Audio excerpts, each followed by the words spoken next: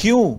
आप में से कुछ लोग प्रार्थना करने में बहुत आगे थे, पर आप इन दिनों में ये महसूस कर रहे हो कि ब्रदर, जो प्रार्थना मुझसे पहले होती थी अब वो मुझसे नहीं हो रही है। मैं आपको बताना चाहता हूँ मेरे भाइयों, मेरी बहनों, फॉलिंग कैसे होती है, हम कैसे नीचे गिरते हैं।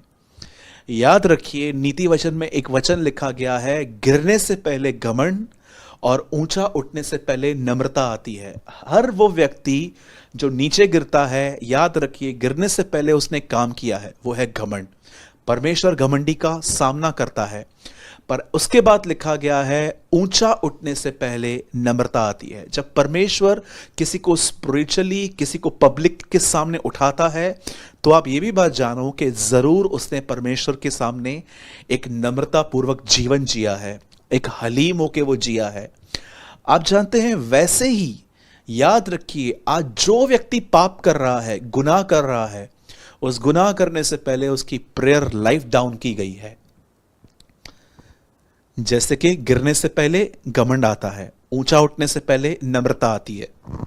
तो यह भी याद रखिए, पाप करने से पहले आपके अंदर प्रार्थना की कमी आएगी और उसके बाद स्टार्ट होगा। आज से बहुत साल पहले एक व्यक्ति था, उसका नाम था शिमशोन। आप सभी जानते हैं कि जब उसका जन्म हुआ तो उसके लिए खास तौर पर यह कहा गया था कि इसके जो बाल हैं वो कभी काटे न जाएं। उसके बाल बड़े थे।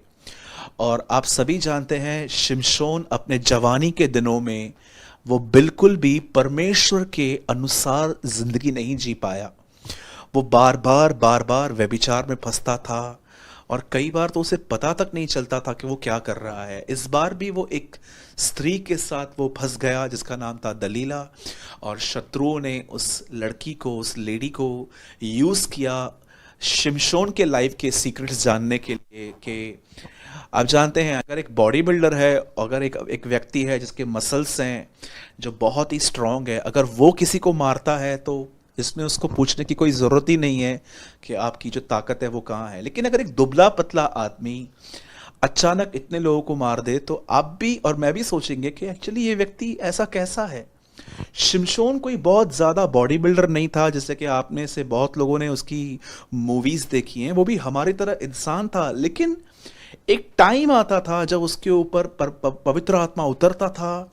वो इतना बलवान, इतना ताकतवर हो जाता था कि कोई भी नहीं सोच सकता है। तो ये बात दुश्मन सोचते थे और उन्होंने दलीला से कहा कि इससे पूछ, इसकी ताकत कहाँ है। तब दलीला ने उससे पूछा। पहले तो वो नहीं बता रहा था, उसके बाद उसने अपने मुंह से उगल दिया कि मेरी ताकत मेरे बालों में है। और बाइबल बताती है उसके बाल काटे गए।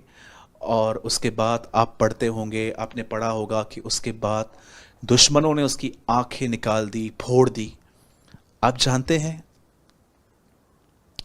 बाइबल ऐसा बताती है कि उसके बाल काटे गए। ऐसा बताया गया बाइबल के अंदर, उसने कहा कि अगर ये बाल निकाल दिए जाएं तो मैं वैसा ही हो जाऊंगा। आप जानते हैं, it's a power of, source of power. शिमशोन ने अपनी ताकत का रहस्य बता दिया। पुराने नियम में जैसे दुश्मनों ने उसके बालों को काटा, मैं आपको बताना चाहता हूं, क्योंकि वो जान गए कि ताकत यहां से आ रही है, वैसे ही मैं आपको बताना चाहता हूं, शैतान आज जानता है कि मसीहों की ताकत कहां से आती है। इसीलिए वो उस चीज को काटने की कोशिश करता है, और वो चीज है प्रार्थना। आज बहुत सारे लोगों ने प्रार्थना के विषय में कोई डिसिप्लिन नहीं रखा है। जब चाहे तब प्रार्थना करते हैं, अगर नहीं हुआ तो नहीं करते हैं। अगर आप घर में बैठे हैं दुआ करने के लिए, बाजू वाला आपके घर में आता है, फ्रेंड्स आते हैं और कहते हैं चलो आज बाहर चलना है, तो क्या आप परमेश्वर को ये कहते हैं मैं जा रहा हूँ? क्या आप उनको बोलते हो 1 घंटे के बाद आओ, पहले मैं अपना प्रेयर देखूंगा? आप जानते हैं कैसे प्रार्थना, प्रेयर लाइफ डाउन की जाती है? सबसे पहले याद रखिए, सबसे पहले बहुतों की प्रार्थना क्यों, बता मेरा फोन दीजिए। मैं आपको बताना चाहता हूं, आपकी प्रार्थना के डाउन होने का पहला रीजन आपका फोन है।